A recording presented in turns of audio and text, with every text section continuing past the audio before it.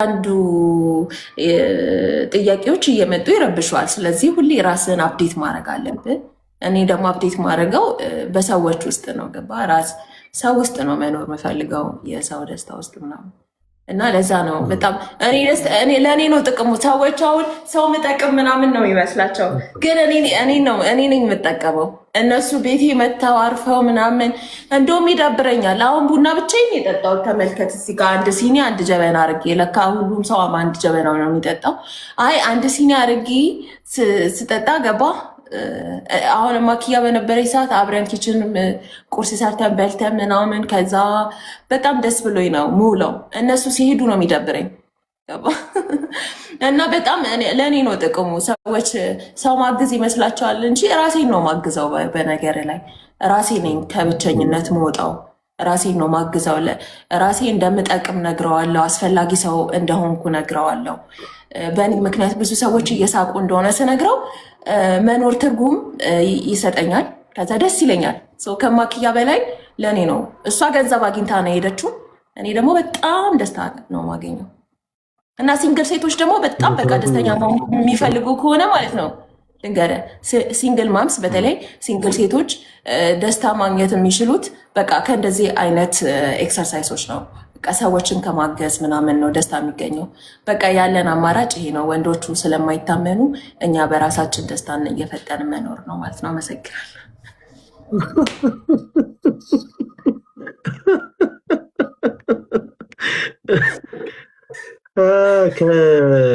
ይሄንን ክስሽን ከማን ነው? አንድ ልጅ ያለ የወንዶች የትግል ንቅናቄ መሪ ዲቤክ ከሱ ጋር ነው አገናኝተን የምናጋጭች።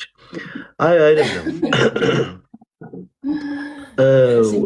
አንዳንድ ጊዜ በእርግጥ ሌላ ማለት የፈለኩት ነገር አለ ከምታረጊው ነገር ጋር ግን አሁን መጨረሻ ሌላ ልሻት ነገር ምንድነው መሰለሽ፣ የሳሚነት ወንዶች ሁሉም አይታመኑ አይደሉም፣ ሴቶች ሁሉም አይታመኑ አይደሉም። አንዳንድ ጊዜ አንዳንድ እህቶች በህይወት አጋጣሚ የሚያገኟቸውን የሚያወሯቸውን አንዳንድ ሰዎች ይመለከቱና ኮምፕሊትሊ ሁሉም ወንድ ተመሳሳይ እንደሆነ አድርገው ተመሳሳይ ነገር ግን አለው ተመሳሳይ ነገር አላቸው። ለምሳሌ ይኸውልህ ባዮሎጂካሊ ነው የምልህ። አሁን ልንገርህ ወንድ ልጅ አሁን ይቅርታ አንተ በጣም መንፈሳዊ መምህር ነህ፣ ግን ይሄ ናቹራል ነገር ስለሆነ ባወራው መጥፎ የሚሆንብኝ አይመስለኝም። ለምሳሌ ሌትሳይ ወንድ ልጅ ማለት ነው ችግር የለውም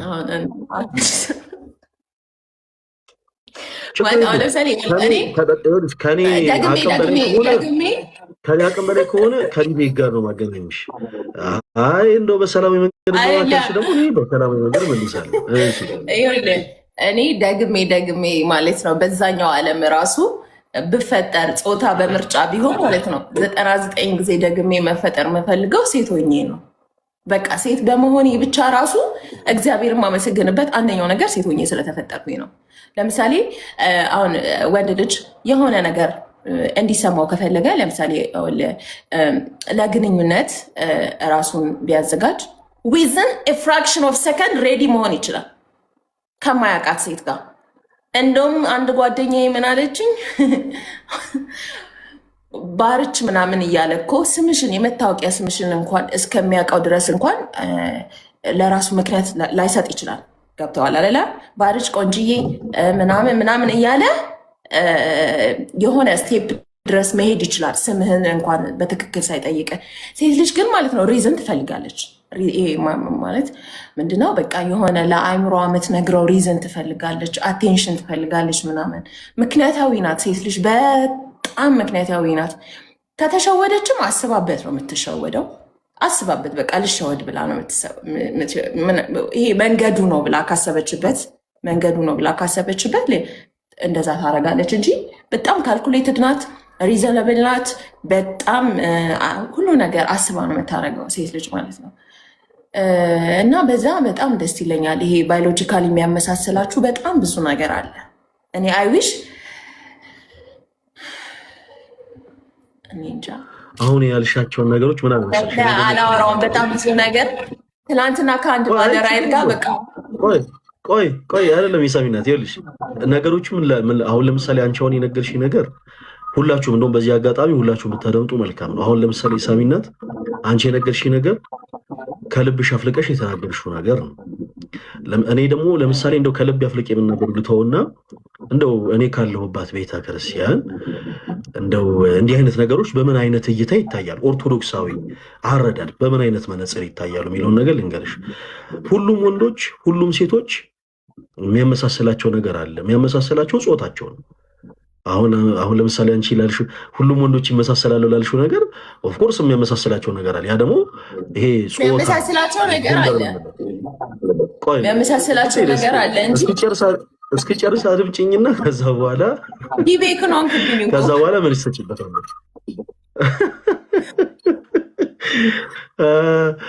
እና ወንዶችም ሴቶችም ብዙ ጊዜ ቅድም እንዳልኩሽ ሰው አንድ ነገር የሚናገረው ካየው ነው። አሁን ለምሳሌ 1:6 ቁጥር ተጽፎ አንቺ በሌላ ሳይድ እኔ በሌላ ሳይድ ቆመን ስናየው እኔ 9 ቁጥር ሆኖ ሊታይ ይችላል፣ አንቺ 6 ቁጥር ሆኖ ሊታይ ይችላል። ከቆምንበት አንግል የተለያየ አይነት አመለካከት ሊኖረን ይችላል።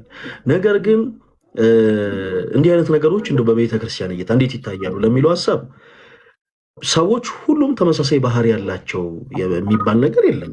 እንዴት ልልሽ ፈልጌ ነው፣ ለምሳሌ አንቺ በጣም የተመለከትሽውን መጥፎ ባህሪ ያላቸው ሰዎች እንዳሉ ሁሉ በዛው ልክ ደግሞ በጣም ካይንድ የሆኑ በጣም ፈራ እግዚአብሔር ያላቸው ነገሮችን አርቀው የሚያስቡ የዛን ያክል ደግሞ በጣም ብዙ ሰዎች ይኖራሉ። ከምንውልበት ቦታ አንጻር የተለያዩ አይነት ሰዎችን ነው የምንመለከተው። ለምሳሌ አንድ ነገር ተመሳሳይነታቸው ለምሳሌ ባዮሎጂካሊ ናቹራሊ ነው የሚል ናቹራሊ የወንድ ልጅ ዲዛይን የተደረገበት መንገድ አለ። አሁን አንተ ፈልገኸው አይደለም፣ እኔም ደግሞ ፈልጌው አይደለም፣ ግን በቃ ጋድ ዲዛይን ያደረገበት መንገድ አለ። እሱ ነገር ያመሳስላቸዋል ማለት ነው እንጂ ያንን ነገር አሁን ናቹራሊ የተሰጣቸውን ነገር ደግሞ ማኔጅ የሚያደርጉበት ደግሞ ማቹሪቲያቸው ራሳቸውን የሚገዙበት አፕሮች የሚያደርጉበት ለሴት ልጅ ያላቸው ሪስፔክት ደግሞ ከወንድ ይለያያል። እሱ የተለያየ ነገር ነው። እኔ ያወራሁትኝ ይሄ ባዮሎጂካሊ የሚያመሳስላችሁን ነገር ነው እንጂ ችግር የለውም። እሱን እንተው፣ በቃ እሱን እንተውና ይሄኛውን ሀሳብ ለዲቤክ እንተዋለን። ዲቤክ በደንብ አሪፍ ቪዲዮ ሰርቶ ይመልስልሻል።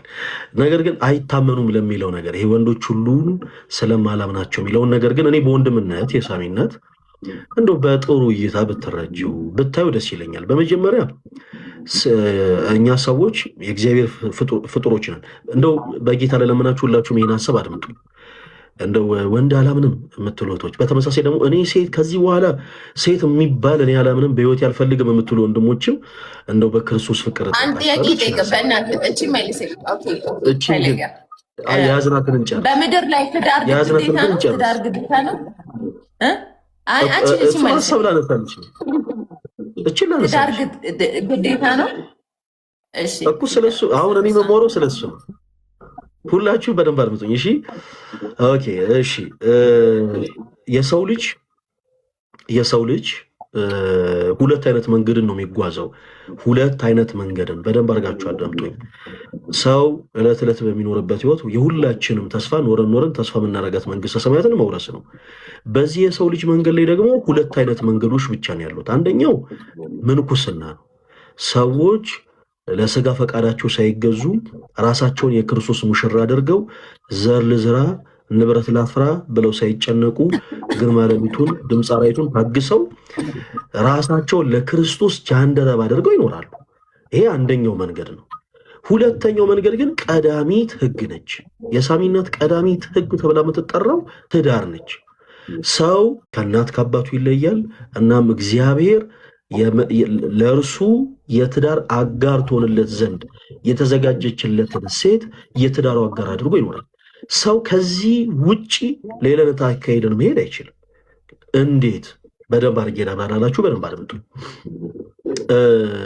ትዳር በነገራችን ላይ ባርኮ ቀድሶ የሰጠን የእምነታችን ጀማሪና ፈጻሚ ሆኖ ጌታችን ኢየሱስ ክርስቶስ ነው። ሁልጊዜ የሳሚናት በቤተ ክርስቲያናችን ሰዎች በስርዓተ ተክሊልና በስርዓተ ቁርባን ሲጋቡ ቅዱስ ቤተ ክርስቲያናችን ዕለት ዕለት የሚጋቡ ሰዎች ባሉበት ቦታ ሁሉ ገልጦ እንዲነበብ የምታደርገው የመጽሐፍ ቅዱስ ክፍል የማቴዎስ ወንጌል ምዕራፍ 19 ከቁጥር 3 ጀምሮ ያለውን ነው እና ዛሬ በጣም ጸሐፍት ፈሪሳውያን ጌታችን ኢየሱስ ክርስቶስ በእርግጥ ሩቅ ሲመስሏቸው ማለት ተራ ሰው መስሏቸው በጥያቄ አፋጠው ስህተት ሊያገኙበት ፈልገው ስለ ትዳር በጣም ብዙ ነገሮችን አንስተውለት ጌታችን ኢየሱስ የሚደንቅ ምላሾችን መልሶላቸዋል። እዛን ክፍል እንደው ሁላችሁም በዚህ አጋጣሚ ገልጣችሁ ብታነቡት መልካም ነው እና ይሄ ትዳር ዘው ተብሎ የሚገባበት ነው ወይ? ኦኬ፣ ይሄ ከክርስቶስ እንደ ስጦታ ተደርጎ የተሰጠን ይሄ የትዳር ህይወት ሰዎች ዝም ብለው በራሳቸው አቅም በራሳቸው ብልሃት ቆይቺ ልጅ እስቲ ጀንጅኜ ቆይ በጣም አሪፍ የሆኑ ቀሎችን ነገሬ ጥሩ አውትፊት ነው እስቲ የሆነ የሚያምር ነገር ለብሼ ምናምን የራሴ ላርጋት ስላሉ ብቻ የተባረከ ትዳር ሊኖራቸው ይችላል ወይ? አንዲት እህት እንደው ጸጉሬን እንደዚህ አድርጌው የሰውነት ቅርጼ እንደዚህ ሆኑ ውበቴ እንደዚህ ሆኑ እገሌን የራሴ ማድረግ ይችላለሁ እና ትዳር መኖር ይችላለሁ ስላለች ብቻ እንደው ክርስቶስ የባረከውን ይህንን የትዳር ህይወት መኖር ይችላለች ወይ? በፍጹም። ቅድም እንዳልኩት የትዳር ህይወት ይሄ ከእግዚአብሔር የሚሰጥ ስጦታ ነው። ያንን ስጦታ ደግሞ ለማግኘት በመጀመሪያ ራስን ነው ማዘጋጀት የሚያስፈልገው። ብዙ ጊዜ ሰሚናት ብዙ ሰዎች በትዳር ህይወት ላይ ውጤታማ ወይ ደግሞ በጮኝነት ህይወት ላይ ገና እንዳሉ ብዙ ጊዜ ለመለየት የሚደርሱት በመጀመሪያ ራሳቸውን አብዴት ሳያደርጉ ከሰው ብቻ ይጠብቃሉ። አሁን በእርግጠኝነት ለምሳሌ እስክሪብቶና ወረቀት ይዤ አንቺን ብጠይቅሽ እስቲ ምን አይነት ወንድ ነው የሳሚናት የትዳር አጋር እንዲሆናት የምትፈልገው ወንድ ምን አይነት ወንድ ነው ብዬ ብጠይቅሽና ብናወጣ ኧረ እኔ አልጠይቅም፣ ግን እርግጠኛ ሆኜ የምነግርሽ ይኸውልሽ ሊስት ብናወጣ አለበት እንደዚህ አሁን እኔ የምፈልገው ወንድ እኮ ሊኖር ይችላል፣ አፕሮች ሊያደርገኝ ይችላል። ለምን እንዳነሳሁት ላናገርሽ ነው። በእርግጠኝነት ብጠይቅሽ የምትፈልጊያቸው ዝርዝሮች በአጠቃላይ እንዲህ የሆነ እንዲህ የማያደርግ እንዲህ የማይወድ እንዲህ የሚወድ እንዲህ የሆነ ብለሽኝ አጠቃላይ ብንደምረው ውጤቱ ምን ላይ ይመጣል መሰለሽ? ፐርፌክሽን ላይ ይመጣል።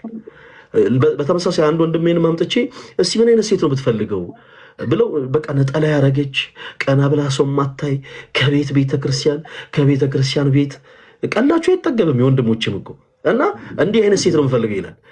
ያንንም ኢዚኳል እሱ ብለን መጨረሻ ላይ ስንደምረው ሪዛልቱን ስናየው ምን ላይ ይመጣል? ፐርፌክሽን ላይ ይመጣል። በመጀመሪያ መረዳት ያለብን ትልቁ ነገር ያ ነው። ሰው ሆኖ ፐርፌክት የለም ማለት ለምሳሌ አንዲት እህት በቃ የትዳር ህይወትን ስታስብ መረዳት ያለባት ነገር ፐርፌክት የሆነውን በዚህ ምድር ላይ እንደሌለ ነው። ግን ምንድን ነው የሚሆነው? ኦኬ ፐርፌክት ያልሆነን ሰው ወደ ህይወቱ አምጥታ ምንድን ነው የምታደርገው? ምክንያቱም እዚህ ጋር አንድ መረዳት ያለባት ነገር እሷም ፐርፌክት እንዳልሆነች ነው። ኦኬ የጮኝነት ህይወት የሚባል ነገር አለ። በጮኝነት ህይወት ጥንዶች እርስ በርሳቸው ይቀራረጻሉ። የሳሚናት አንቺ ያንን የምትፈልጊውን ወንድ አንቺ በምትፈልጊበት አይነት መልኩ ትቀርጫዋለሽ። እሱም ደግሞ አንቺን ለሚስትነት አይደለም የሚያስብሽ፣ እርሱ በሚፈልግበት አይነት መንገድ ይቀርጽሻል። ብዙ ጊዜ ሰዎች የጮኝነት ህይወትም ላይ ሆነው የትዳር ህይወት ውስጥም ገብተው ለመለየት የሚደርሱት ለምን ይመስላችኋል? የመቀራረጫውን ጊዜ ሳይጠቀሙበት ይኸውላችሁ ትዳሩ እንደሚፈርስ እያወቁ ዘብሎ ይገቡበታል። አንዳንድ ጊዜ ሳትናፍቀው በጣም ናፍቀሽኛል እያለ የሚጽፍ በጣም ብዙ ጎረምሳል። በተመሳሳይ እህቶችም ደግሞ በተመሳሳይ በቃ ምንም አይነት የፍቅር ስሜት ሳይኖራት እኔ በጣም ነው የምወድህ በስማም ዛሬ እንዴት እንደናፈቀኝ ብላ ቴክስት ታደርጋለች። ሰው ከመጀመሪያው እነዛ ሰዎች ራሳቸው ውስጣችሁ እኮ ይነግራችኋል። በጣም እግዚአብሔር ለእኛ ከሰጠን ትልቁ ስጦታ ውስጥ አንዱ ምንድን ነው መሰለሽ? የሳሚነት ግዑዘ ህሊና አለ። ህሊና የሚባል ነገር አለ። ህሊና የአምላክ ነጸብራቅ ነች። አሁን ኤክስሬ ሰውነታችን ቢነሳ የትኛውም ቦታ ላይ ሰው አያገኛትም። ግን ብዙ ጊዜ ህሊናይቱ ጋር ያለው ሲባል አይተሽ ታውቂያለሽ?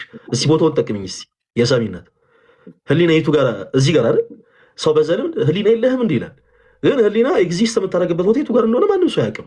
ተረከዛችን ላይ ትሁን፣ ቁርጭምጭሚታችን ላይ ትሁን፣ ልባችን ላይ ትሁን፣ አይምሯችን ላይ ትሁን ማንም አያውቅም። ነገር ግን የአምላክ ነጸብራቅ ስለሆነች ፈጣሪ የሁሉ ገዢ ስለሆነ ከሰውነታችን አካል በላይ ሆነውን ቦታ እየጠቆምን እንደው ዝም ብለህ ህሊና የለህም እንላለን። ህሊና በተፈጥሮ ምንጊዜም ስህተትን ስንሰራ ትቃወመናለች። እኔ ለምሳሌ ኃጢአት ስሰራ እጄ ይተባበራል፣ እግሬ ይተባበራል፣ አንደበቴ ይተባበራል፣ አይኔ ይተባበራል፣ ልቤ ይተባበራል። ማትተባበረው ብቸኛው ነገር ህሊና ነች። ትወቅሰኛለች። አይ በቃ ያደረግከው ልክ አይደለም ትላለች። ህሊናችን ያውቃል። ብዙዎቻችን ይወላችሁ እኔ በጣም ብዙ ሰዎች ሶሻል ሚዲያ ላይ አይታችሁ ከሆነ በመጀመሪያ እንዲሆኑ በዚህ ወጥቶ እንደውም አንዳንድ እህቶች ታሪክ ሁሉ ሲሰሩ ምናምን ተመልክቻለሁኝ። በእርግጥ እነሱን ፐርሰናል የሆነ ነገር ለመንካት ፈልጌ ሳይሆን እገሌ የሚባል ሰው በህይወቴ መጥቶ እንደዚህ አድርጎ በዚህ ወጥቶ ቀድሞውኑ ህሊናችን ስቶሪ ታይም ማለት ነው። አዎ እኔ ስሙን አላውቅም። አሁን ታይ አንቺ ደግሞ አሁን ታይ እኔ ማልፈልገው ነገር ውስጥ አትክተች። ይኸውላችሁ ቀድሞው ሰዎች ህሊናቸው ያውቀዋል፣ ህሊናችሁ ያውቀዋል። ቀድሞ ያ ሰው የእናንተ የትዳር አጋር እንደማይሆን ታውቁታላችሁ እኮ። አንተም ልክ እንደዛው ወንድሜ፣ ያቺ ሴት ያንተ የትዳር አጋር እንደማትሆን ቀድሞ ህሊና ያውቀዋል፣ ይነግራል። አንተ ግን ህሊናህንም አታዳምጥም። ኦኬ፣ ለፈቃደ እግዚአብሔርን ቦታ ሰጠው። ግን በቃ የአንተ የስጋ ፍላጎት እስከተሟላ ድረስ ዝም ብሎ ወደፊት ትጓዛለህ። እህቴም በተመሳሳይ ሰው ብዙ ጊዜ እንዲህ አይነት ችግሮች የሚፈጠሩት ከኛ ከራሳችን ነው ማለት ነው። ስለዚህ አንድ ወንድ ለምሳሌ እሱ እንዳሰባት ነጠላ የምታረግ ከቤተክርስቲያን ቤት ቆራቢ የሆነችን ሴት የሚመኝ ከሆነ ምን ማድረግ አለበት? ራሱን አብዴት ማድረግ አለበት። እንዴት? እሱ ራሱ መንፈሳዊ መሆን አለበት። ምክንያቱም ያቺ መንፈሳዊ ሴት እሷም የምትፈልግ የትዳር አጋር መንፈሳዊ የሆነ ወንድ ነው። በተመሳሳይ አንዲትም ሴት አንድ በጣም ታማኝ ሆነ ሎያል ሆነ ለነገሮች እንደው አለ አይደለ በጣም ቁጥብ ሆነ እንደው ቀና ብሎ ብዙ ሴቶችን የማያይ እንደው ከቤት ቀጥታ ወደ ስራ ከስራም ቀጥታ ወደ ቤት የሚመጣ ወንድን ስታስብ በተመሳሳይ እሷም ራሷን አፕዴት ማድረግ አለበት።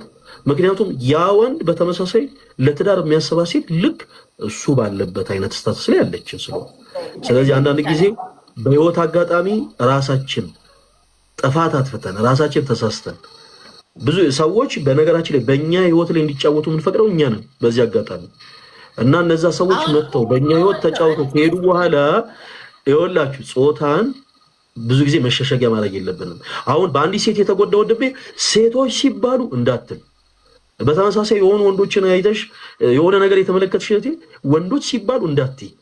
ለምንድን? ምክንያቱም ለሁሉም እግዚአብሔር የተለያየ ጸጋ ነው የሰጠው። ሁሉም የተለያየ ማንነት ነው ያላቸው። ለምሳሌ ሐዋርያትን እንኳን ብንመለከት ሁሉም ለጌታ ታማኝ አልነበሩ። ክርስቶስን የሸጠው ፈሪሳዊ ወይም ደግሞ የሮማ ወታደር አልነበረ። ራሱ ከሐዋርያት ጋር ራሱን ደምሮ የሚመለከት ይሁዳ ነው። ምን ማለት ነው? ተመሳሳይ የሆነ ቦታ ላይ ያሉ ሰዎች ግን የተለያየ አይነት ማንነት፣ የተለያየ አይነት አስተሳሰብ ሊኖራቸው ይችላል እና ነገሮችን ሰፋ አድርገን ብንመለከት መልካም ነው ለማለት ነው ይሳለኛል። እና ወንዶችን አላምንም እንዳትይ ከዚህ በኋላ። አይ እሺ አምናቸዋለሁ፣ ችግር የለም። ጥያቄን ግን መለስክ። አሁን አንተ ማለት በጣም ኤክስፕላኔሽን ነው፣ ግን ይሄ ማለት ነው ለመሰለ ለማግባት ፈልጋ የሆነ ሲቹዌሽንሺፕ ላይ ላለች ሴት ምናምን እኔ ያልኩ ሳያገቡ መኖር አይቻልም ወይ? ሳያገቡ ኃጢአት ነው አለማግባት።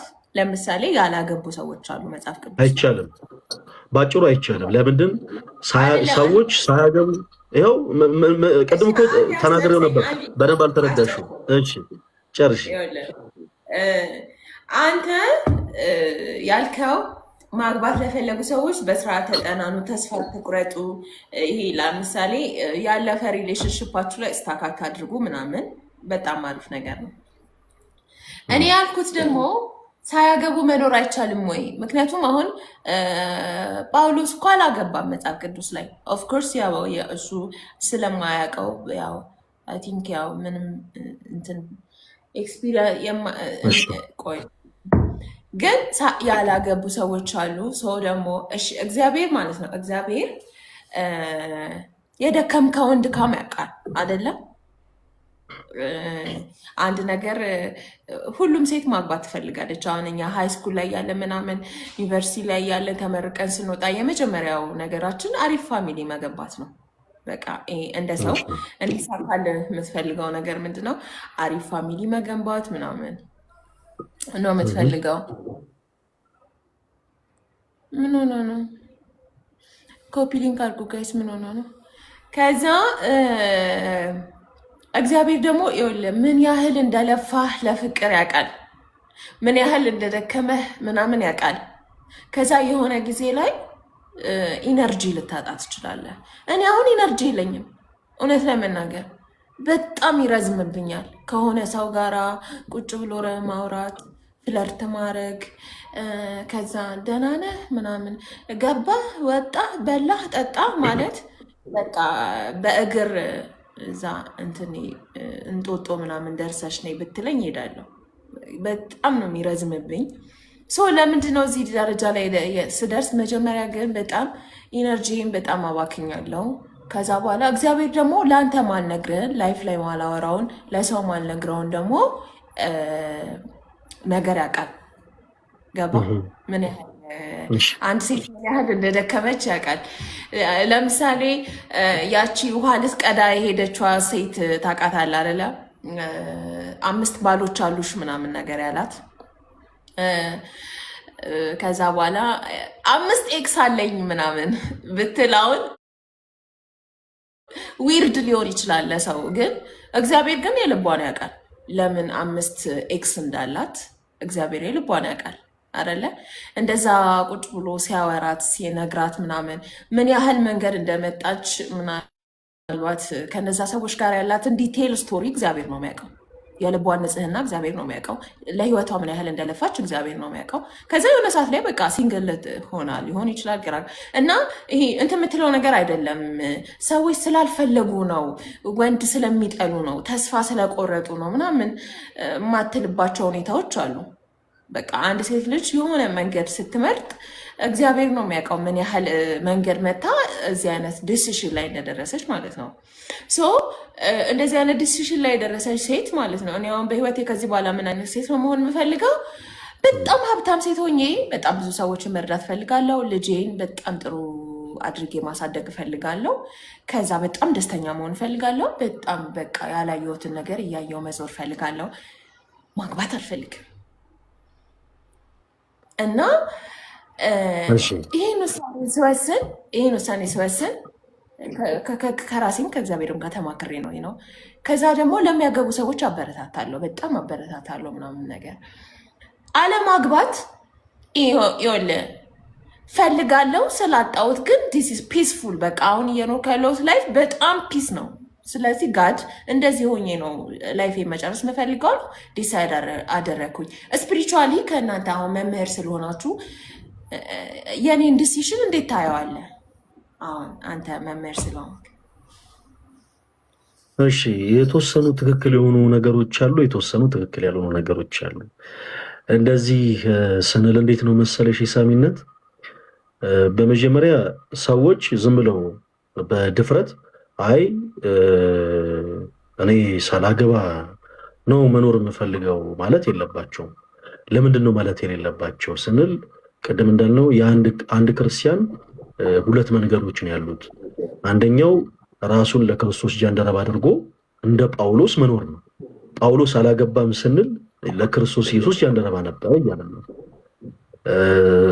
በጣም ራሳቸውን ለክርስቶስ ጃንደረባ ያደረጉ በጣም ብዙ ቅዱሳኖች አሉ።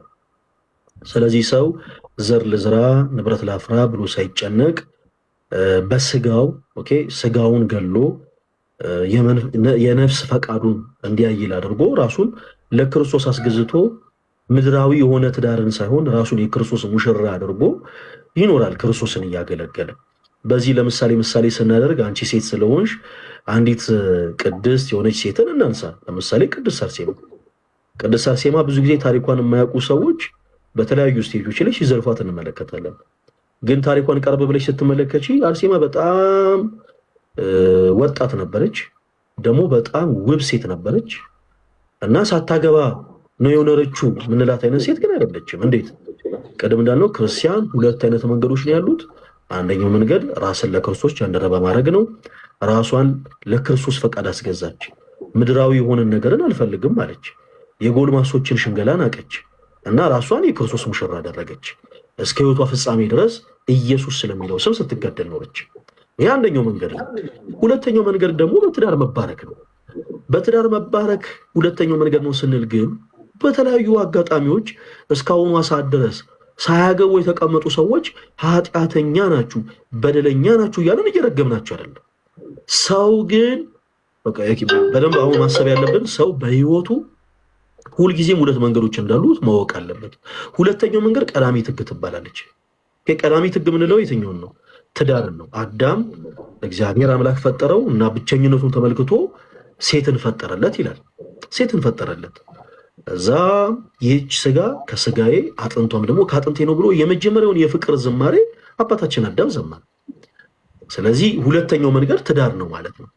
ለምንድን ነው ሰዎች አይ ትዳርም አንፈልግም ምናምን ብለው ሲኖሩ ቅዱስ ቤተክርስቲያን እንዲህ አይነቱን ነገር ሪኮመንድ የማታደርገው? ሀሳባቸው ስህተት እንደሆነ የምታሰበው ለምንድን ነው? ዝሙትን የሚያበረታታ ስለሆነ ነው። ለምሳሌ አንድ ወንድ አይ እኔ ትዳር አልፈልግም እንዴት የሚለው ልነግርሽ ነው። ለምሳሌ አንድ ወንድ አይ እኔ ትዳር አልፈልግም፣ እኔ ትዳር የሚባል ነገር አልፈልግም ብሎ የትዳር ህይወትን ገፍቶ በሚኖርበት ህይወት አጋጣሚ በአጠቃላይ የተለያዩ ሴቶችን የማግኘት ደግሞ አጋጣሚዎችን በዛው በተመሳሳይ ይኖራሉ። ያ ሰው ከትዳር ውጭ ቆይ ችግር የለው ያው እኮ ነው፣ ወንድም ስንለው ሴትም ስንለው ያው ነው። እና ምን አለ መሰላችሁ ከትዳር ውጭ የሚደረጉ ሩካቤዎች በአጠቃላይ ቅድስና የላቸው። መጽሐፍ ሲናገር ጋብቻ ክቡር ነው ለመኝታውም ደግሞ እርኩሰት የለውም ይላል። ስለዚህ ከጋብቻ ውጭ ስሜታችንን እንዳያስቸግረን ነው አንደኛው ምክንያት። አንደኛው ትልቁ ምክንያት ማስቀምጠው እንችላለን። ከምክንያቶች ውስጥ አንዱ ያ ነው። ሰዎች ከፍትወት ህይወት እንዲርቁ ነው ከምክንያቱ። ቅዱስ ቤተክርስቲያን በ40 እና በ80 ቀን ከመንፈስ ቅዱስ ጸንሳ የወለደችን እናታችን ቤተክርስቲያን ምን ታስተምረናለች? ሰዎች በፈቃደ እግዚአብሔርን ከፊት አስቀድመው በትዳር ህይወት ተባርከው የተቀደሰን የትዳር ህይወት እንዲኖሩ ታስተምራለች። ነገር ግን አንድ ሰው አይ እኔ የለም እኔ ትዳር አልፈልግም ሲል ግን በጣም ብዙ ከአንድ በላይ ብዙ ለመሳሳት የሚያበቁ ብዙ ነገሮችን እናገኝበታለን። ለምን? ለምሳሌ ከትዳር ውጭ ያለ ሰው ቅድም እንዳልነው በሩካቤ ስጋ ከአንዲት ሴት ጋር ቢወድቅ ያ የተቀደሰ ጋብቻ ተብሎ ይጠራል። ቅድም እንዳልነው ሩካቤ ነው። እና ደግሞ ጳውሎስ ልክ እኔ እንዳልኩሽ ምን ይላል መሰለሽ? ሰዎች እንዲኖሩ እንደኔ ቢኖሩ መልካም ነው ይልና ከዛ በኋላ ግን እንዲህ ይላል እንደኔ ቢኖሩ መልካም ነው ይልና ነገር ግን ሰዎች በፍትወት በቅድስና ህይወት ለመኖር የሚያደርጉት ቀዳሚት የሆነች ህግ ነች። አንድ ክርስቲያን ሁለት መንገዶች አሉት ብለናል። አንደኛው ራሱን የክርስቶስ ኢየሱስ ጃንደረባ ማድረግ ነው። እናም ጌታችን ኢየሱስ ክርስቶስ እዚሁ ክፍል ላይ ምን ይላል? ከዛ በኋላ ወረድ ብሎ ጃንደረቦች እንዳሉ ደግሞ ሜንሽን ያደርጋል። ጃንደረቦች ከእናታቸው ማህፀን ጀምሮ ሲወጡ ጃንደረባ ይሆኑ አሉ። ከዛ ራሳቸውንም ደግሞ ስለ እግዚአብሔር ብለው ጃንደረባ ያደረጓሉ እያለ ይናገራል። ስለዚህ ምን ማለት ነው? አንድ ሰው አይ ኖ የትዳር ህይወትን አልፈልግም ሲል ራሱን የክርስቶስ ኢየሱስ ጃንደረባ ማድረግ አለበት። ራሱን ለክርስቶስ ማስገዛት አለበት። ካልሆነ ግን በስጋ ፍትወት ይፈተናል። ስለዚህ ሌላ ሶስተኛ የሆነ አይነት ክራይቴሪያ ክሬት ማድረግ አንችልም። አንድ ሰው በፍትወት እየተፈተነ ከሆነ የግድ በኃጢአት መንገድ ላለመመላለስ እግዚአብሔርን ተማጽኖ ፈቃድ እግዚአብሔርን አስቀድሞ በትዳር ህይወት መባረክ አለበት። አይ የለም እኔ ራሴን እገዛለሁ ካለ ግን ራሱን የክርስቶስ ኢየሱስ ጃንደረባ ማድረግ ይኖርበታል ማለት ነው። ሙሉ ለሙሉ ኮምፕሊትሊ ከስጋ ፍትወት ርቆ ራሱን የክርስቶስ ኢየሱስ ጃንደረባ አድርጎ ራሱን የክርስቶስ ሙሽራ አድርጎ መኖር ይኖርበታል ማለት ነው። ይሳሚና ሁሉም ሰው በተለይ እኔ አሁን ሴት ስለሆንኩኝ ወንዶኛ አላውቅም፣ እንደ ሴት ነው ማወራክ። ሳምታይምስ ያልከው ነገር እንደ ሰው የምትፈተንበት ጊዜ ይኖራል። አንዳንዴ እንደዚህ አይነት ፈተናዎች ይኖራሉ። ኦብቪየስሊ አልፈተንም ምናምን አይደለም፣ በደንብ የምፈተንባቸው ጊዜያቶች አሉ። ወጣት ነኝ ሰው ነኝ ምናምን ሰው እንደዚህ አይነት ነገሮች ያው ናቹራል ናቸው በጣም። ለመጨረሻ ጊዜ የተፈተንሽው መቼ ነው የሳሚናት? እኔ አረ ስቀልድ ነው። አረ እንዲህ አብረራ ልትናገር። አረ ስቀልድ ነው። እሺ ሀሳብሽን ጨርሺ። ተላቆረጥሽ እኔ በጠይቀኝ ያው እኔ ግልጽ ነኝ፣ ችግር የለብኝም፣ እነግርሃለሁ። ግን ምን ነገር ምን እንደሆነ ታውቃለህ? ለሴት ልጅ በጣም ከባድ አይደለም። በጣም ትሸውዳቸዋለች። እነዚህን አይነት ነገሮች ከባድ ናቸው ምናምን እና ደግሞ ለሴት ልጅ በጣም ከባድ የሚሆነው ነገር እንደነገርኩ እንደ ወንድ ልጅ ይሄ የሚሰማትን ስሜት ብቻ ለማስተናገድ ስትል የሆነ አፕሮች አታረግም። ሪዝን ትፈልጋለች። አትሊስት በቃ የሆነ ሰው ለማቀፍ ሄዳ ምናምን ምናምን ሪዝን ትፈልጋለች። በጣም ይሄ እንትን ታስቀድማለች። አቴንሽን ትፈልጋለች። የሆነ ትንሽ ሮማንስ ነገር ትፈልጋለች። እንደዚህ በቀላሉ ይሄ ነገር እየፈተነኝ ነው ሶልቭ ማድረግ አለብኝ ምናምን አትልም። እንደ ወንድ አይደለችም ሴት። ስለዚህ እንደምንም አድርጋ ያችን ከባድ ሲቹዌሽን ምናምን ታልፈዋለች። ከዛ ግን አላገባም ብላ ስትኖር ግን ይህንን ፈተና ከወንድ ልጅ ይልቅ ሴት ልጅ በጣም ትቋቋመዋለች። ዋይዝ ናት ብዬ አስባለሁ። ከባድ አይደለም ለሴት ብዬ አስባለሁ። ምናልባት መጠኑ ባናውቀውም ግን ያው ፈተና ስለሆነ ከፈተና መራቁ ይባላል። ምልሽ ያው አሁን ነገሮችን አንቺ በብዛት እያይሽ ያለሽው ከወንድ ልጅ አንጻር የሚለውን የሰሜናት ግን ያው በዛ ማነሱ ፈተና አሴ ሲንግል ማም እንደ ሴት ነው የምነግርህ። እንደ ሴት እኔ ያለሁበት አሁን ከአንተ ይልቅ እኔ ያለሁበት ስላለሁበት ነገር ነው እያወራሁ ያለሁት። ምክንያቱም አይ ቲንክ አንተ አሁን ሙሽራ ነው እያሉት ስለሆነ ሙሽራ ኧረ አይደሉም። አሁን ሽማግሌ ልኳል ኮንክራ በይው እያሉኝ እኮ ነበር። እግዚአብሔርን ማርያም በጣም ብዙ ሰው እየጻፈልኝ ከዛ እንዳላቋርጥ ነው እንትን ያልኩት። ብቻ ምናልባት ልደት እንዳይሆን ብዙ ጊዜ ከልደት ጋር በመልክ ስለምንመሳሰል ልደትን የሆነ ቦታ ሲያዩት በእኔ ያሳብባሉ ብዙ ጊዜ እና እንደው በመመሳሰል እንዳይሆን አደራ። ኧረ ባካችሁ ልኑርበት። መልካም ነው፣ ለሁለታችሁም መልካም ነው ቢሆን። እኔ ሁሉም ሰው ቢያገባ ደስ ይለኛል። ምን ልልህ ፈልጌ ነው ሴት ልጅ ኦብቪየስሊ እንደዚህ እንትን የምትልበት ፈተናዎች ይኖራታል። እኔ አሁን እንደ ሴት የምፈተንበት ጊዜ አለ፣ ግን በጣም ከባድ አይደለም። ይሄ አሁን ለምሳሌ ይሄ ነገር ካላገባሁት መኖር የሚያስችለኝ ጉዳይ አይመስለኝም፣ በጣም ከብዶኛል ምናምን የምልበት ደረጃ የሚያደርሰኝ ነገር አይደለም። በቃ እንደነገርኩ ሴት ልጅ በወር አንዴ ከተፈተነች ነው በጣም ፎርሹር ባዮሎጂካሊም በምን ታይም እንደዛ ሊሰማት እንደሚችልም በጣም ብዙ ሴቶች ያውቁታል ብዬ አስባለሁ። በቃ ያቺን ዋን ሴመንት ያቺን የሚሰማትን ስሜት ፊልም ማይታ ምናምን ብቻ የሆነ ነገር ታልፈዋለች ነው የምልህ። ከዛ ለማግባት ምን ፈልጋለሁ መሰለኝ እኔ ለማግባት ማፍቀር አለብኝ፣ በጣም ማፍቀር አለብኝ። በጣም ይቅርታ የሳሚነት ይቅርታ፣ ፊልም አይታ ታሳልፋለች ነው ያልሽኝ? ፊልም አይታ ታሳልፈዋለች ነው ያልሽኝ? እኔ እንደዛ ሲሰማኝ ላይክ ወክ አደርጋለሁ፣ ጂም ገባለሁ። ጂም ጥሩ ነው። ሲንግል ሴቶችም ካላችሁ አዳምጡ። እንደዚህ አይነት ስሜት ሲሰማችሁ ጂም መግባት፣ ስፖርት መስራት ምናምን፣ ከዛ ሚውዚክ እያዳመጣችሁ ወክ ማድረግ ምናምን ነገር አሪፍ ነው። ቤት ምናምን ረጅም ሰዓት ከተቀመጥክ ይብሳል። ላይክ በቃ እንደዚህ አይነት እንትን በጣም እንደዚህ ወደ ውጭ ወጥቶ ምናምን ችል ማድረግ አሪፍ ነው። ስለዚህ በተለያየ አይነት መንገድ ሴት ልጅ ዋይስ ስለሆነች እንትን ግን እኔ ይሄ የነገር ከምትለኝን ምክንያት እንደ ምክንያት አይቼው ለማግባት ኢንስፓየር አልሆንበትም ነው ማለት ማገባው ለዚህ አይነት ጉዳይ ነው። አይ ይቅርታ እዚህ ላይ ማለት ባለሆነ መንገድ እንዳትረጅኝ። ሰዎች በትዳር ህይወት የሚኖሩት ከዚህ ብቻ ለመራቅ ነው አይደለም። ቅድም ስነግርሽ ሰዎች በትዳር ህይወት መኖር ያለባቸው በጣም ብዙ አይነት ምክንያቶች አሉ። ከምክንያቶች ውስጥ ግን አንዱ ነው። ለምሳሌ ሌሎች ምክንያቶች ጠቅሻለሁ የሰሚነት ምክንያቱም አንድ ክርስቲያን ሁለት መንገዶች ስላሉት ብዬሻለሁ። እና አሁን እነዚህን ፈተናዎች ምናምን እንዳሉ ሆኖ ግን እኔ ሞር እንደውም አንቺ አሁንም ፈቃድ እግዚአብሔርን ጠይቀሽ እንደዚህ አይነት ፈተናዎች ሲኖሩ እኔ እንደውም ከስፖርቱ ከፊልሙ ከተለያዩ ነገሮች ይልቅ ወደ ቤተክርስቲያን ቀረብ ብሎ እግዚአብሔርን ተማጽኖ እውነት የተባረከውን ወንድ ደግሞ እንደው ማግኘቱ መልካም ነው ብዬ አስባለሁ። ስለ እውነቴን ነው፣ ደግሞም አስፈላጊም ነው። በነገራችን ላይ አንድ እጅ ብቻውን ማጨብጨብ አይችልም። ታውቃላችሁ አይደለም? አንድ እጅ አይደለም ልንገርሽ ሰሚነት፣ አንድ እጅ ሰሚነት ግድ የለሽ እቺን አድምጪኝ ይልሽ። አንድ እጅ ብቻውን ማጨብጨብ አይችልም። የግድ ጭብጨባን ለመስማት እጃችን ሁለት መሆን አለበት።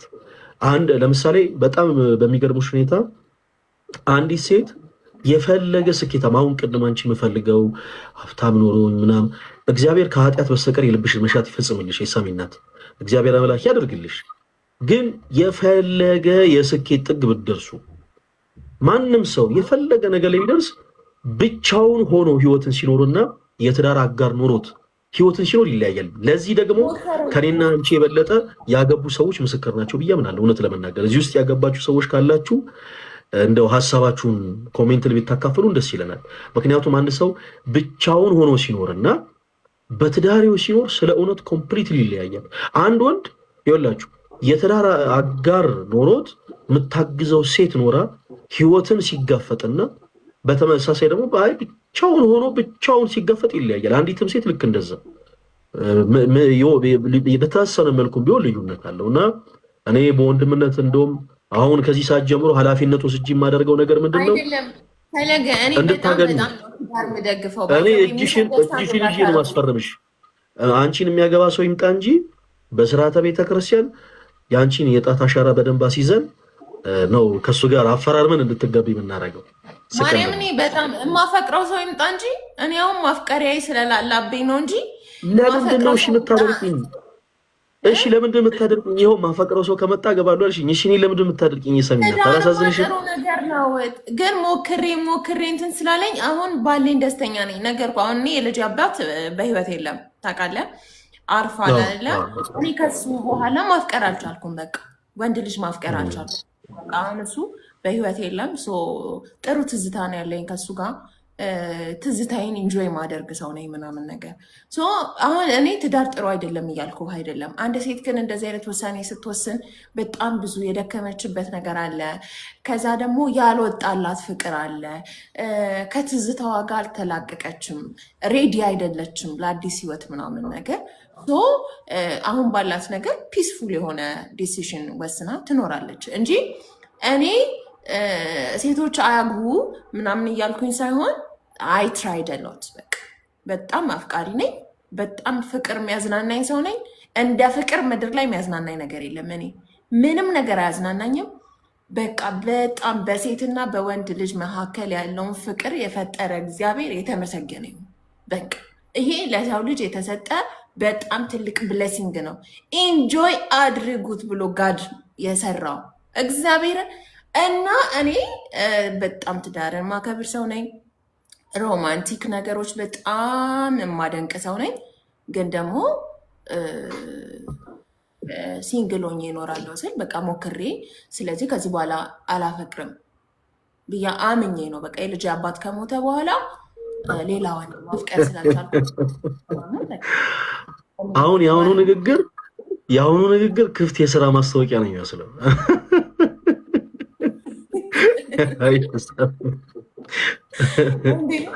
አይ እግዚአብሔር ያሳኳል። በዚህ አጋጣሚ ግን የአንቺን ሁሉንም አቋምሽን የተቃወምኩ አይደለም። የሰሚናት ያው አንዳንድ የተናገርሻቸው ሀሳቦች ብቻ ነው እንጂ የሚመስለው የቱ ነው እንዲ ኧረ ምን አልኩኝ እኔ? ትዳር ጥሩ ነገር ነው። ስቀልድ ነው እውነት ስቀልን ነው የሰሚናት። ግን በቁም ነገር ግን ማለት እንፈልገው የአንቺን ሀሳብ 100% የተቃወምኩ አይደለም።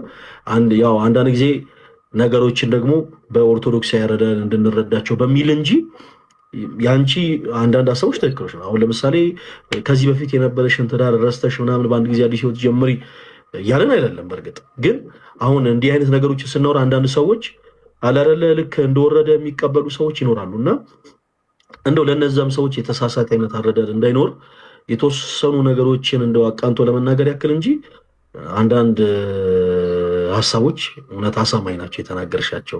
ግን ደግሞ እኔ ጸሎቴ ነው እውነት እግዚአብሔር ደግሞ ረድቶሽ ደግሞ አሁንም የተባረከ በጣም የተባረከ የምትወጂው ለአንቺ የትዳር አጋር እግዚአብሔር እንዲሰጥሽ እኔ ጸሎቴ ነው። ከማራኪ ወጋ ያደረኩትን ኢንተርቪው አይተኸዋል? አላየሁትም። እዛ ላይ በጣም ነው ስለ ፍቅር ያወራሁት። በቃ እኔ ስለ ፍቅር እንደውም ነገር እኔ በጣም ፍቅርን አንደርስታንድ ያደረግኩበት መንገድ በጣም ብዙ ሰዎች አንደርስታንድ ያደረጉታል ብዬ አላስብም። በጣም ዲቴል ነው ፍቅርን በጣም የምመራመረው። እንደ እኔ ፍቅርን የሚመራመር ሰው የለምና እንደውም የሆነ ስለ ፍቅር መጽፈው ጽሑፍ ይኖረኛል ወደፊት እግዚአብሔርን ነው የምልህ። ኤቭሪ ዲቴይል ነው ማለት ነው የምልህ። በጣም በግልጽ መጽፋቸው ብዙ ነገሮች ይኖሩኛል። በጣም እኔ በምድር ላይ በጣም ኢንስፓየር የሚያደርገኝ ለምሳሌ አሁን ሙዚቃ ምናምን 12 ዘፈን ያለው ሙዚቃ አንድ ዘፋኝ ቢያወጣ ሙሉውን ስለ ተራራና ስለ ሸንተረር ምናምን ቢሆን እኮ አይሸጥለትም። ገባህ አይደለም? ስለ ፍቅር ነው አይደል? አብዛኛው ፊልሞቻችንን መጽሐፎቻችን ላይ ምናምን እኮ ጀስት በቃ አስበው የሆነ የፍቅር ነገር አሁን ለምሳሌ ታይታኒክን የሚያክል ትልቅ ስቶሪ ሲጻፍ የነ ጃክ ምናምን ነገር ደራሲው በራሱ ክሬት ያደረገው ነው የሮማንሱ ፓርት፣ ሌላው እውነተኛ ሆኖ ሳለ ማለት ነው። ስለዚህ ሮማንስ ማለት ነው ሮማንስ ፍቅር ምናምን በሰው ልጅ ህይወት ውስጥ በጣም ነዳጅ በለው በቃ ኢነርጂ ያለው ነገር ነው። ሰዎች በደንብ ሪስፔክት ሊያደርጉት ይገባል፣ ሊያከብሩት ይገባል። ባልና ሚስት ያላቸውን ነገር በጣም ሪስፔክት ሊያደርጉት ይገባል ምናምን። በጣም እኔ ትዳርን ማከብር ሰው ነኝ ምናምን እና አግቡ፣ ውለዱ፣ ደስ ይበላችሁ ከሚስታችሁ ጋር። ወንዶች ደግሞ ለሚስታችሁ ዴቱ እንደውም ልንገርህ፣ ባለፈው ዕለት ከእንቅልፌ ስነሳ ሆድ ባሰኝ። በቃ አንዳንዴ ራንደምሊ ብድግ ብዬ የመታቀፍ የመሳም እወድሻለሁ የመባል እራት ልጋብዝሽ አንቺ እኮ ለእኔ በጣም ዋጋ ያለሽ ሴት ነሽ መባል ምናምን ያምረኛል ብዬ ቪዲዮ ሰራው። በጣም ብዙ ሰው ነው ያየው ቪዲዮ። 1000 ምናምን ኮሜንት አለው። 99%ቱ ባለትዳር ሴቶች ናቸው የጻፉት ኮሜንት ላይ። እኔ አንቺ የምትይውን ህይወት በጣም ይናፍቀኛል። 14 ዓመት በትዳር ኖር ያለው ባሌ ከሳመኝ 10 ዓመት አልፎኛል አለች። ድንግጥ ነው ያልኩት። ኢማጂን። እና ወንዶች ማለት ነው ማግባት ብቻ አይደለም ሚስትህን ቼክ ማታደርጋት በጣም ብዙ ወንድ አለ። እግዚአብሔርን እወድሻለሁ ካልካት በጣም ቆይተሃል። አፈቅርሻለሁ ካልካት አብረሃት ወገቧን ይዘህ ከደነስክ በጣም ቆይተሃል። እራት አብራችሁ ከወጣችሁ በጣም ቆይተሃል። ከወለደች በኋላ በጣም እንደምታምር ኢቭን ከነገርካት በጣም ቆይተሃል። እና እኔ አሁን እንደዚህ አይነት ትዳር እንዲኖረኝ አልፈልግም። እኔ በጣም ሮማንቲክ ሴት ነኝ። እስከ 80 ዓመቴ ድረስ እራት እየጋበዘኝ እንድኖር ነው የምፈልገው።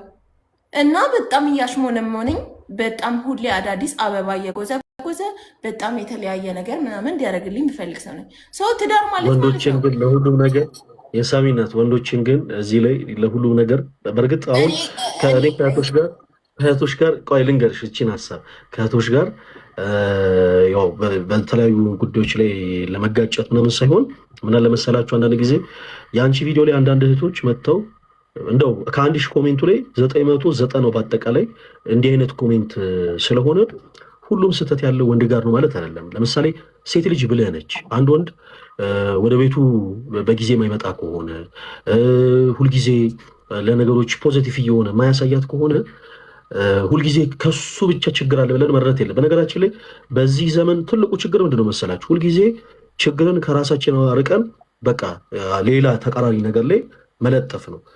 ኦኬ እዚህ ጋር እኔስ ችግር ፈጠር ያለው ወይ ብሎ ደግሞ ማንሳት ያስፈልጋል። ያሱ ኢፈርት እኮ በጣም ብዙ ነበረ ጅንጀናው ፓርት ላይ። አይ አባባሌ እኮ ከዛም በኋላ ኢፈርት ትዳር ላይ ከዛም በኋላ ባለው ቆይ ልንገርሽ የሰሚና ከዛም በኋላ ባለው የትዳር ህይወት ላይ የትዳር ህይወት ማለት በቃ እሺ ተባብሎ ምናምን መኖር ብቻ አይደለም። አንዲት ሴት ባሏ ቤቱን ናፍቆ እንዲመጣ የማድረግ ኃላፊነት አለባት። አሁን እዚህ ጋር የሆነ ኢንተረስት እያጣ ከሆነ ነገሮች እየተቀየሩ ከሆነ በመጀመሪያ እሱ እንደዚህ ካለኝ ይኸው ስንት ጊዜው ምናምን ከማለት በፊት በመጀመሪያ ራስንም ደግሞ መመልከት ያስፈልጋል። ለምሳሌ አንዳንድ እህቶች ወደ ትዳር ከገቡ በኋላ ራሳቸው መጣል የለባቸውም። ወደ ትዳር ገቡ ማለት ራስን መጣል ማለት አይደለም ትርጉሙ። ኦኬ ትዳር ማለት ራስን ጥሎ ራስን ዝቅ አድርጎ የሚኖርበት ህይወት ሳይሆን ልክ እንደ ከዚህ በፊቱ ባለም ሚስትም ሁለቱም ደምቀው ጎልተው የሚኖሩት ህይወት ነው። እና እዚህ በተመሳሳይ ቆይቼን ሀሳብ ልጨርሽልሽ። አሁን የሳሚናት አንዳንድ ሀሳቦች እንግዲህ የለሽም በደንብ አድምጪ። ይሄን ነገር ለእህቶች ብቻ አይደለም እየተናገርኩ ለወንድሞች በተመሳሳይ ለወንዶች በጣም ሳይድ እያያዝኩ እኮ ነው እኔ እያያዝኩ አይደለም። ይኸው ለወንድሞችም ስናገር ይኸውልሽ፣ ይኸው ለወንድሞች ስናገር ደግሞ ወንድሞችን በተመሳሳይ አንዲት ሴት ቀድሞ በእጮኝነት ህይወት ላይ እያላችሁ ተሰጣችሁ የነበረውን ፍቅር ቀንሶ የምትመለከቱ ከሆነ ራሳችሁን መመልከት ይኖርባችኋል። ለምሳሌ አንድ ወንድ የፈለገ መልካም ሆኖ ካይንድ ሆኖ ፍቅርን አሳይቶ ትዳር ውስጥ ከገባ በኋላ የሚሰንፍ ከሆነ ኦኬ ይሄ ትልቁ በነገራችን ላይ ኃላፊነት ወንድ ልጅ ላይ አለ እና ነገሮች ላይ ሴትን የማያግዝ ከሆነ ስራ መስራት እያለበት ራሱን በስራ የማይለውጥ ከሆነ ራሱን የማይጠብቅ ከሆነ በተመሳሳይ እንዲህ አይነት ነገሮች በሴቷን በኩል ይፈጠራል። ይሄ በሁለቱም አቅጣጫ አንዱ ጋር ያለው ድክመት ሌላው ጋር ሊያንጸባርቅ ይችላል። ወንዱ ጋር ያለው ድክመት በሴቷ፣ ሴቷ ጋር ያለው ድክመት በወንዱ። ስለዚህ ባልና ሚስቶች እኔ ኮሜንት ላይ መጥተው ከመጻፍ ይልቅ ችግሮቻቸውን በሮቻቸውን ዘግቶ ችግሮቻቸውን ለመፍታት ትልቅ መፍትሄ አለ ብዬ አላምንም።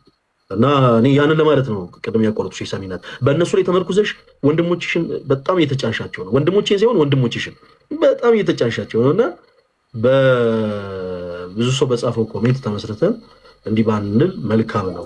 እንደውም አንዳንድ ትፈልጋለች እና በጣም መወደድ ትፈልጋለች። ናቹራሊ እኛ የተሰራ ነው በጣም አቴንሽን ምንወድ፣ እወድሻለሁ መባል ምንወድ፣ መታየት ምንወድ፣ ቴኬር መደረግ በጣም የምንፈልግ ሰዎች ነን። ፕላስ ደግሞ እንደወለደች ሴት ደግሞ ሳወራክ አንድ ሴት ማለት ነው ከመውለዷ በፊትና ከወለደች በኋላ የሰውነቷን ለውጥ የምታውቀው አንተ ነህ አደለ? ህዝቡ አያውቀውም። ለምሳሌ የልጅ አባት ከመውለዴ በፊት የነበረኝን ሰውነት ያውቀዋል ከማንም በላይ። ሌላው ምናለ እሷ የምታውቀኝ አውልቄ ሌላው ታጥቄ ምናምን እንዳለው ንጉሱ ማለት ነው። ገባ? ያውቃታል፣ ሁሉ ነገሯን ያውቀዋል። ፊዚካሊ ደግሞ ለሱ ልጅ ለመስጠት ብላ ወንድ ልጅ እኮ ምንም ሰውነቱ ቅርጹ አይቀየር፣ ታድሎ ቅርጹ አይቀየር፣ የሚወርድ ነገር የለው፣ የሚያጠባ ነገር የለው፣ ይሄ ስትረች ማርክ ምናምን አይወጣበት። ገባ? ሰውነቱ ቆዳው አይላላ እና ሴት ልጅ ናት ይሄን ሁሉ ዋጋ ከፍላ ልጅ የምትሰጠው ማለት ነው። ሶ ልጅ ከሰጠችው በኋላ ፊዚካሊ ብዙ ነገር ልትቀየር ትችላለች ምናምን ነገር። ሶሪ ከማንም በላይ ሪስፔክት ሊያደርገው ይገባል። ከማንም በላይ ፍቅር ሊሰጣት ይገባል። እና ሴት ልጅ ከወለደች በኋላ ማለት ነው ከራሷ ጋር በጣም ነው የምትታገለው። እንደ በፊቱ ቆንጆ ነኝ ወይ? እንደ በፊቱ አትራክቲቭ ነኝ ወይ? ሰውነቴ እየተቀየረ ነው? ቆዳዬ ምን ሆኗል? ምናምን ይሄ ሁሉ ከራሷ ጋር ያላት ነገር ነው። ገባ? በአንድ ዓመትና በ2 ዓመት ልዩነት ውስጥ ከወለደች በኋላ እንደገና ቆንጆ ሆና የመቆም ስትራግል ታደርጋለች። ከማንም በላይ ደግሞ ባሏ እንደምታምር ሊነግራት ትፈልጋለች። ገባ?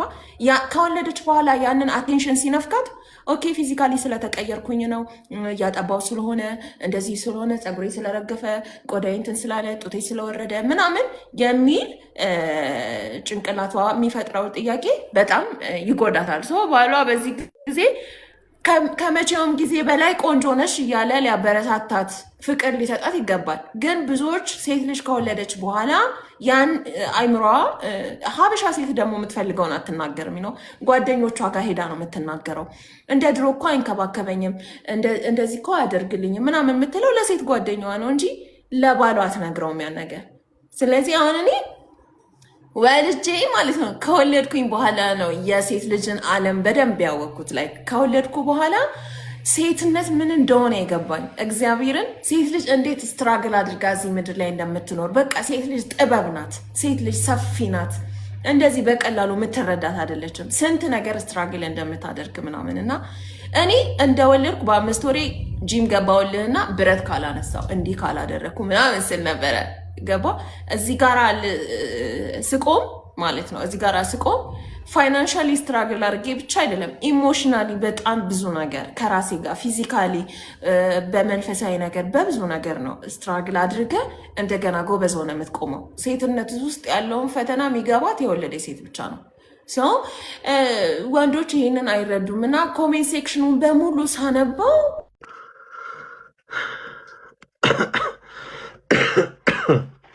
አሉ አይደል ጋይስ ተቀርቀሉ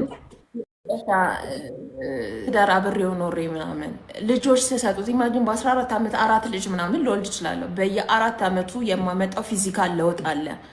የባሌ አቴንሽን እኔ ጋር ያለው አቴንሽን በቀነሰ ቁጥር ምን ያህል ልጅቷ እንዴት እንደምትጎዳ ኢማጂን እና ሰዎች ትክክል የሳሚናት ጥሩ ሀሳብን ያነሳሽው።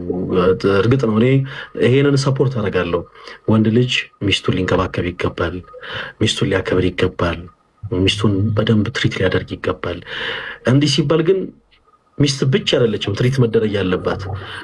ወንድ ልጅ ከልቡ ሲያፈቅር አይደለም የሳሚናት ምን አለ መሰለሽ፣ ወንድ ልጅ ደግሞ ከልቡ ሲያፈቅር ልክ እንደ ህፃን ልጅ ይሆናል ከልቡ። ይሄ በጣም ኮሳራ ነው የምትሉት፣ በጣም ወንድ ነው የምትሉት፣ በጣም ይሄ ቁም ነገረኛ ነው የምትሉት ወንድ በአጠቃላይ ከልብ ፍቅር ከያዘ ሴት ጋር ሲሆን በቃ እንደ ህፃን ልጅ ነው የሚሆነው። በተመሳሳይ ወንድ ልጅም ጥሩ እንክብካቤ ይፈልጋል ማለት ነው። እና ነገሮች ላይ ትዳር ሁልጊዜ ሚዛናዊ ሆኖ የሚቀጥለው ወንድ ጥሩ ትሪት ስላደረገ ብቻ አይደለም፣ ሴትም ደግሞ እንደው ብቻዋን ትሪት ስላደረገች አይደለም። ሁለቱም እኩል ሊጓዙ ይገባል። አንዱ ስታክ የሚያደርግ ከሆነ ነገሩ ሁሉ ይሄ እንዴት ነው ጥሩ አይሄድም። ቀሲስ አሸናፊ ተባሉ እጅግ በጣም ወዳቸው የቤተክርስቲያናችን አባት ስለ ትዳር በጣም የሚጣፍጥ ቃልን ሲናገሩ የሰሙትን ላካፍልሽ። ሳሚነት የሆነ ሰዓት ላይ በጣም ብዙ ወጣቶች በተሰበሰቡበት አንድ ነገር እያወሩ ነበረ፣ ስለ ትዳር ማለት ነው። እና ሚስቴ በጣም ድክመት አለባት አሉ። በጣም ትልቅ ድክመት አለባት። ያ ደግሞ ምንድነው? ለሆነ ለታክሲ ለመክፈል ሊሆን ይችላል፣ ወይ ካፌ ላይ የሆነ ሂሳብ ለመክፈል ሊሆን ይችላል። ብር ከቦርሷ አውጥታ የቦርሷን ዚፕ ከፍታ ሁልጊዜ ያዘገው ትረሳለች። በቃ ሁልጊዜ ነው የምበሳጨው አሉ ቀሲስ አሸናፊ። ሁልጊዜ በቃ ቦርሷን ትከፍተዋለች፣ ከዛ በኋላ አዘጋ። እኔ ነኝ እየሄድኩ ሁልጊዜ የምዘጋው። እንደውም እንዲህ አይነት ነገር ለምዶባት አንድ ጊዜ በመኪና መታ ቤት ገብታ የመኪናውን በር ሁሉ ሳዘጋ ነው ወደ ቤት የገባችው። እና በዚህን ነገር በጣም ነበር የምበሳጨው አሉ። በተመሳሳይም ደግሞ ትልቅ ድክመት አለብኝ። ያ ደግሞ ምንድነው? አንድ ቦታ ለመሄድ ልብስ ለምሳሌ ለመልበስ ቁምሳጥኔን ከፍትና ሙሉ ልብሴን በአጠቃላይ አውጥቼ ነው አንድ የምፈልገውን ልብስ ለብሼ የምሄደው ልብሴን ሳላስተካክል። ለካ እግዚአብሔር እኔና እሷን አንድ ነውን ያደረገው። እርሷ ቦርሷን ከፍታ ስትረሳ እኔ ልዘጋላት፣ እኔም ልብሴን አዝረክርኬ ደግሞ ሲሄድ አጣጥፋ ልታስቀምጥልኝ ነው። በዚህ ሀሳብ ላይ ያስተላለፉት መልእክት በጣም ጥልቅ ነው። ኦኬ ምን ማለት ነው? ባል የሚስቱን ድካም የሚስቱን ገመና ሊሸፍን፣ በተመሳሳይ ሚስትም የባሏን ድካም የባሏን ገመና ልትሸፍን ነው አንድ የሚሆኑት። በስርዓተ ቤተክርስቲያን ጥንዶ ሲጋቡ እጆቻቸውን ጭነው ምን እንደሚሉ ታውቂያለሽ? የሰሚነት ለምሳሌ ክርስትና ስማቸው ይነሳል እና ለምሳሌ ልጁ ገብረ ሕይወት ቢባል የክርስትና ስሙ፣ እሷ ደግሞ ወለተ ማርያም ብትባል እሱ እጁን ጭኖ በወንጌል ላይ እጁ ተጭኖ የእሷም እጅ ተጭኖ እኔ ገብረ ሕይወት ወለተ ማርያምን የሕግ ሚስት ትሆነኝ ዘንድ ወድጄ ፈቅጄ ተቀብያታለሁ። ስለዚህም በሕማሟና በችግሯ ጊዜ በደስታዋና በሐዘኗ ጊዜ ከእርሷ ጋር ልሆን ካጠገቧ ላለለይ በተቀደሰች ኦርቶዶክስ ሴት ጉባኤ ፊት ቃሌን በመሐላ እሰጣለሁ ብሎ ነው ትዳር የሚጀምረው። ያቺም ሴት በተመሳሳይ እጆቿን ጭና እኔ ወለተ ማርያም ገብረ ሕይወትን የሕግ ባል የሆነኝ ዘንድ ወድጄ ፈቅጄ ተቀብያለሁ። ስለዚህም በደስታውና በሐዘኑ በመከራውም በሕመሙም ጊዜ ካጠገቡ ላለለይ ከእርሱ ጋር ልሆን በተቀደሰች ኦርቶዶክስ ሴት ጉባኤ ፊት ቃሌን በመሐላ እሰጣለሁ ብሎ ነው ትዳር የሚጀምሩት። ሰው ትዳር ከተጀመረ በኋላ ሰዎች የተለያየ ድካም ይኖርባቸዋል። እርግጥ ነው ግን በየትኛውም ሴት ልጅ በነገራችን በዚህ አጋጣሚ ወለደች ማለት ለአንተ ስትል ደም አፈሰሰች ማለት ነው። ደም ይፈሳል፣ ትዝላለች፣ ትደክማለች፣ ሰውነቷ ይቀያየራል። በቃ ለአንተ ብላ ብዙ ነገር እንትሆናለች። ያቺ ሴት ከምን ጊዜውም በላይ ክብር ይገባታል፣ ከምን ጊዜውም በላይ። ስለዚህ ወንድ በትዳር ሕይወት ውስጥ ሴት አይኑን በአይኑ እንዲያይ እያደረገች እስከኖረች ድረስ የሚገባትን ክብር ሊሰጥ ይገባል። ቅዱስ ጳውሎስ በሮሜ መልእክቱ ምዕራፍ 13 ከቁጥር 7 ላይ ክብር ለሚገባው ነገር ሁሉ ክብርን ስጡ ይላል። በተመሳሳይ ወንድም ልጅ ግን ክብር ያስፈልገዋል። በመዋደድ መሀል ሰዎች መናናቅ የለባቸውም። በመዋደድ መሀል ሰዎች መከባበርን ማጣት የለባቸውም። ሴት ልጅ ብቻም ትሪት መደረግ የለባትም። ቅድም እንዳልኩት ወንድም ልጅ ውጭ ወጥቶ ሲገባ የሚገጥመውን ነገር አናውቅም። ብዙ ነገሮችን ፌስ ያደርጋል። በትዳር ሕይወት ውስጥ የቤት ኪራይ የሚከፈል ጠፍቶ ለአስቤዛ የሚከፈል ጠፍቶ ወንዶች ከሚስቶቻቸው ደብቀው ማለት ነው የጋብቻ ቀለበትን ሁሉ ሽጠው ጨለማውን ጊዜ ለማሳለፍ ይሞክራሉ። በነገሮች ስትራግል የምታደርግ ሴት እንዳለች ሁሉ በነገሮች ስትራግል የሚያደርጉ ወንዶችም አሉ። ስለዚህ በተመሳሳይ ለሴት ብቻ ሳይሆን ለወንዶችም ጥሩ ትሪትመንት ያስፈልጋል። ትዳርን እግዚአብሔር ይስጣችሁ እንጂ ከዛ በኋላ ያለውን እናንተ የበለጠ ታውቁበታላችሁ። እግዚአብሔር አምላክ የተባረከውን ትዳር ለሳሚናት ይስጥልን፣ ለሌሎቻችሁ ይስጥልን። እስቲ እኛም እግዚአብሔር ከረዳን ከ2 ዓመት በኋላ አስበናል። እግዚአብሔር ከረዳን ከ2 ዓመት በኋላ እኔም አገባለሁ አስቤያለሁ። ከ2 ዓመት በኋላ ከሁለት ዓመት በኋላ አረዘመም። አይ አሁን 2018 ላይ ነን ያለነው 2020 ላይ በቃ ወስኛለሁ እና ያው እግዚአብሔር ያደርሰናል። የዛኔ እጠራሻለሁ። አሁን ካለች አታገባትም? አይ እኔ አሁን ሲንግል ነኝ።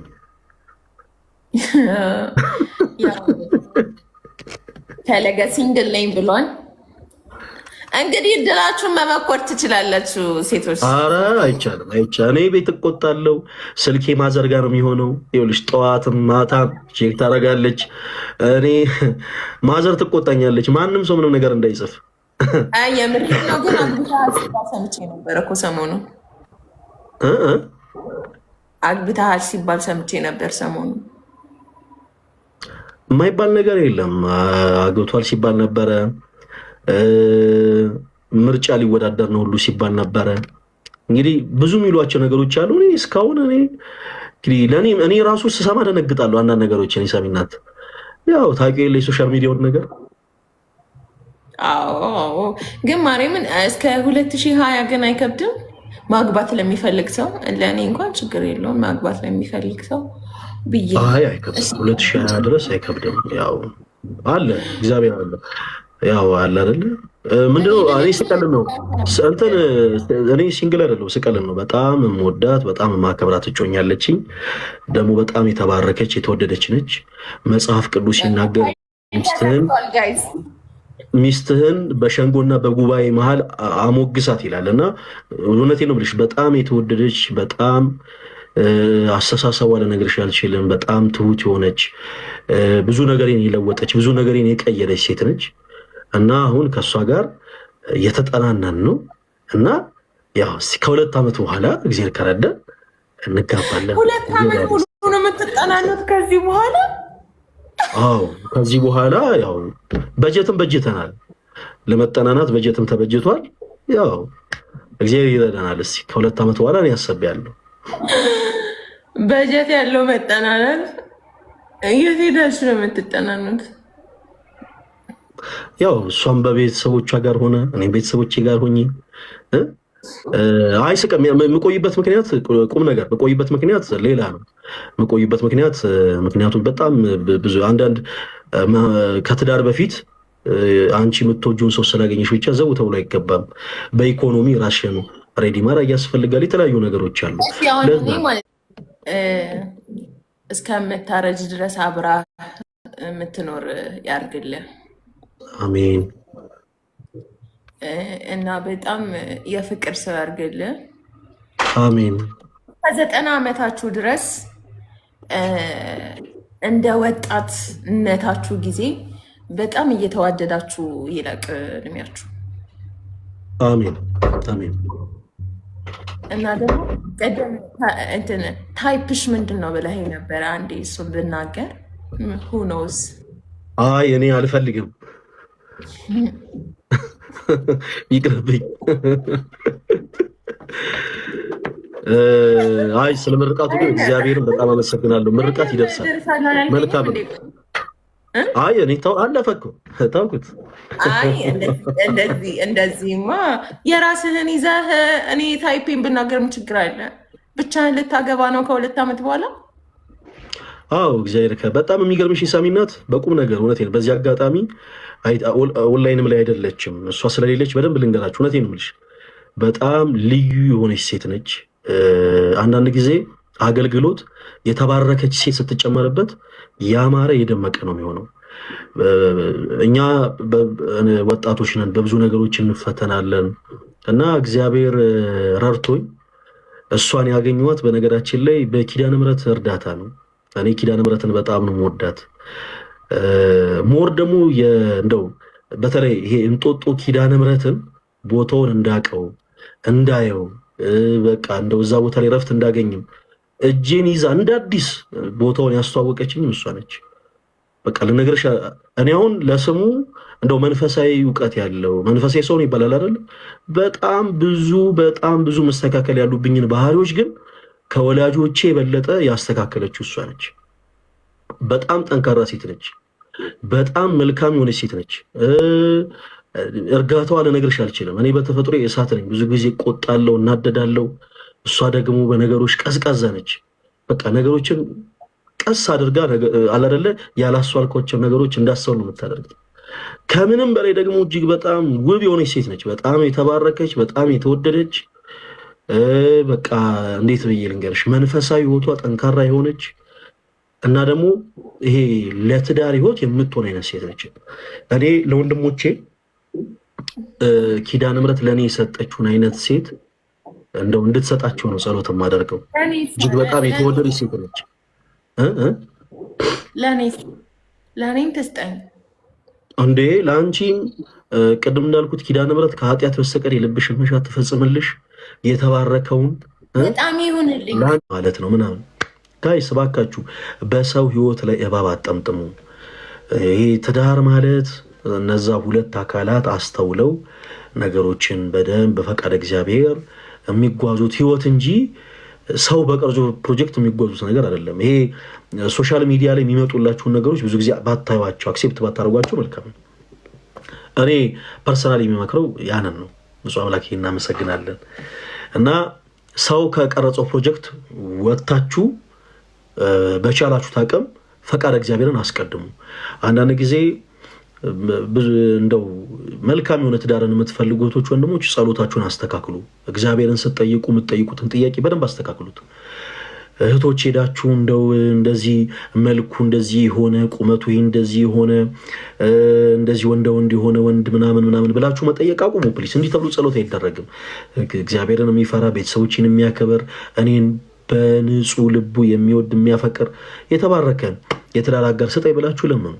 ወንድሞችን በተመሳሳይ ቤተክርስቲያን ድረስ ሄዳችሁ የእናንተ ጸሎት አይነሳ። ጸሎተን የምታምን በእናት በቅድስት ድንግል ማርያም ምልጃ የምታምን ቤተሰቦችን የምታከብር እኔን የምትወድ ታማኝ ሆነችን ሴት ስጠኝ ብለህ ጸልይ። በቃ እግዚአብሔር የዲሊቨሪ ስራን አይሰራም። በነገራችን ላይ እናንተ የሚጠበቅ ደግሞ ስራ ይኖራል ከእናንተ። ጸሎት ስላደረጋችሁ ብቻ ትዳር ታገኛላችሁ ማለት አይደለም። ጸሎት ስላደረጋችሁ ብቻ እጮኛ ታገኛላችሁ ማለት አይደለም። ከእናንተ ደግሞ የሚጠበቅ ነገር አለ። ከእናንተ የሚጠበቀው ደግሞ ምንድነው? እግዚአብሔር ወደዛ ጋጅ ያላችሁ ወደዛ መንገድ መጓዝ ነው እንጂ ቤታችሁ ቁጭ ብላችሁ አብዝታችሁ ጸሎት ስላደረጋችሁ በራችሁ ተንኳኩቶ የምትፈልጉትን ሰው ያመጣላችኋል ማለት አይደለም። እና በርቱ፣ ጠንክሩ። ጋብቻ ክቡር ነው፣ ለመኝታውም ርኩሰት የለውም። ይህንን የተቀደሰ ህይወት ባርኮ ቅዱስ የሰጠን የእምነታችን ጀማሪና ፈጻሚ ሆነው ጌታችን ኢየሱስ ክርስቶስ ነው። እና ሁላችሁም ይህንን የተቀደሰ ህይወት አብዝታችሁ እንድትሹት በልዑል እግዚአብሔር ስም በትህትና ጠይቃለሁ። ሌላው የኦርቶዶክሳዊ ወጣት ጉባኤያችን እንደምታውቁት ሁለተኛው ዙር የካቲት 15 ይደረጋል እና የካቲት 15 ላይ ጉባኤውን መሳተፍ የምትፈልጉቶች ወንድሞች ምዝገባ ተጀምረዋል። ቪዲዮ ሰራለሁ ወደ በኋላ። ነገር ግን አሁን መመዝገብ የምትፈልጉቶች ወንድሞች ካላችሁ ተመዝገቡ። እንግዲህ በአሁኑ ቅዱስ ቁርባን በህብረት እንቀበላለን። እለቱም የሆነው እሁድ ዕለት ነው። እሁድ ዕለት ጠዋት ቅዳሴ ያስቀድሰን በህብረት ቅዱስ ቁርባን ከተቀበለን በኋላ እዛው በቦሌ መድኃኔዓለም ካቴድራል ቤተክርስቲያን አዳራሽ ላይ ጉባኤ ይኖረናል ማለት ነው። አጋፔም ጭምር ይኖረናል እና የምትመዘገቡትበትን ስልክ ቁጥር ልስጣችሁ። በ0933 65 11 69 ላይ ደግሞ አለው። በ0933 65 11 69 ላይ ቅዱስ ቁርባን በህብረት ከኛ ጋር መቀበል የምትፈልጉ እህት ወንድሞች በአጠቃላይ በመላው አዲስ አበባ ያላችሁ እየደወላችሁ ተመዝገቡ። እንደ እግዚአብሔር መልካም ፈቃድ ቦሌ መድኃኔዓለም በህብረት ቅዱስ ቁርባን እንቀበላለን። ለምዝገባ የሚያስከፍል ነገር አለ ወይ? በፍጹም ምንም የምትከፍሉት ነገር የለም። ምዝገባ በነፃ ነው። ምን መዘግባችሁ ሊስት አድርገን ደውለን ቼክ አድርገናችሁ በንስሐ ሕይወት ተመላልሳችሁ ራሳችሁን ለካህን አሳይታችሁ መሟላት ያለባቸውን መስፈርቶች በአጠቃላይ አሟልታችሁ በዕለቱ እንድትገኙ ነው እና በህብረት ቅዱስ ቁርባን የምንቀበልበት ቀን የካቲት 15 እሁድ ዕለት ነው።